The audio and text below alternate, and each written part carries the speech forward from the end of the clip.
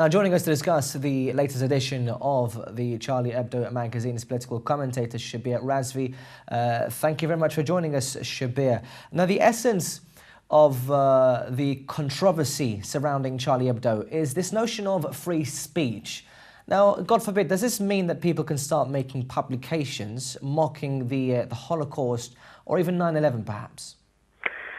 Hi, good afternoon. Thank you very much. I think your preamble question is really hits the nail on the head. I think, the whole situation that's developing in Europe and France particularly, and I would say really, as a Muslim, how dare they lecture us on the rights of freedom of speech? If one breaks it down and carefully analyze freedom of speech in France or Europe or America, any of the democracies, which I call really demagogic democracies, is that freedom of speech is only for the rich and powerful.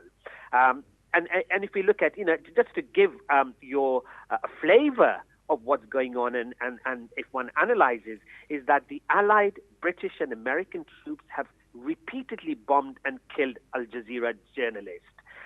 In the recent bombing that Israel did on Gaza, 9 journalists were killed who were really trying to give an alternative view to what was going on.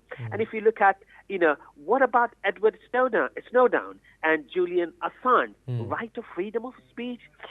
It's very obvious that freedom of speech doesn't really exist in the world if it doesn't suit the ruling paradigm or the ideology of the Western government. Shabir, just to go back to the actual magazine, I mean, does the right to offend come with no corresponding responsibility? I mean, surely they're stoking the fire with this latest episode.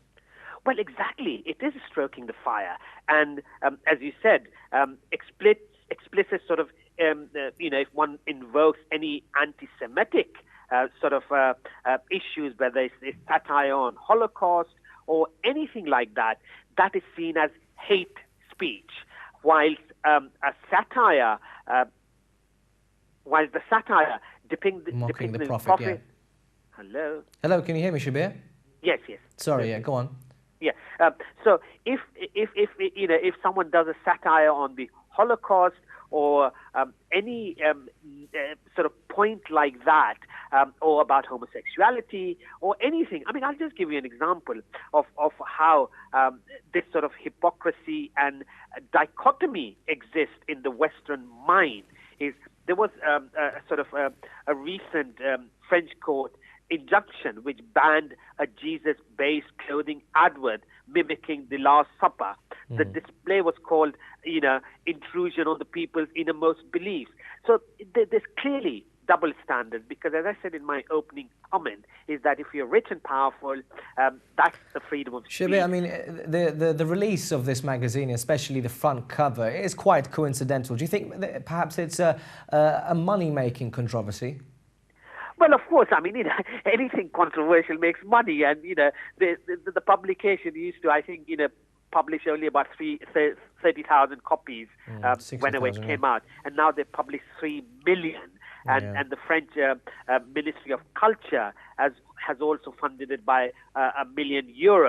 So there is something obviously in the background to stroke the fire of sectarianism, discrimination against the minorities, blacks, Muslims, whoever is a minority and weak. Is open. It's an open day for the rich and powerful and their elitist journalists to mock the weak. Shabir, we're just going to have to leave it there. Shabir Razvi, political commentator, thank you very much for your time.